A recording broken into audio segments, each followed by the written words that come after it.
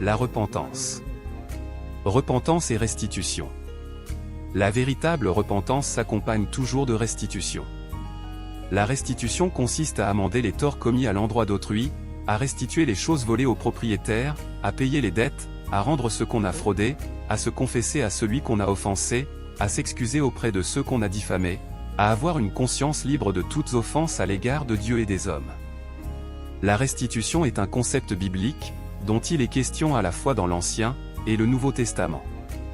La loi exigeait des Israélites qu'il soit opéré une restitution dans diverses circonstances. Exode chapitre 21 et 22. Dans le Nouveau Testament, nous avons le bel exemple de Zachée en Luc 19. La volonté de cet homme brisé et contrit, d'expier ses péchés passés, dans la mesure du possible, était la preuve de l'authenticité de sa conversion à Christ. Une vraie repentance nous pousse à réparer le mal commis par le passé. Une personne qui devient chrétienne voit toujours naître en elle une profonde aspiration à faire le bien, à laquelle participe la volonté de réparer le mal commis. En effet, peut-on être convaincu de la repentance d'un voleur, tandis que le butin volé est toujours dans sa maison? Ou quelqu'un peut-il se faire pardonner pour avoir volé le pauvre, tandis que l'argent du pauvre est encore dans sa poche? La restitution n'est pas une condition de la repentance, mais plutôt une conséquence. Si vous avez reçu le pardon des péchés par la foi en Jésus-Christ, tous vos péchés sont pardonnés, que vous puissiez opérer une restitution ou non. La plus belle restitution est celui de l'apôtre Paul.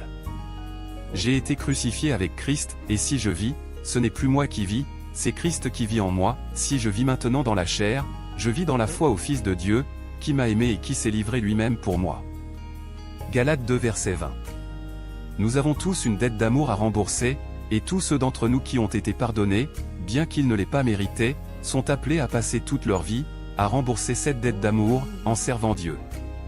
Notre obéissance à lui, est un acte de restitution, et la réponse appropriée à un si grand salut. La restitution est en général, une conséquence logique de la repentance. Dans certains cas c'est impossible, mais l'idée de réparer le mal qu'on a commis nous traverse tout le temps, et cela nous oblige à ne jamais commettre le mal qu'on a fait. Jean péché nio multiplié, nous mandez ou grâce Seigneur. Péché campé, à gauche, à droite, nous mandez ou grâce Seigneur.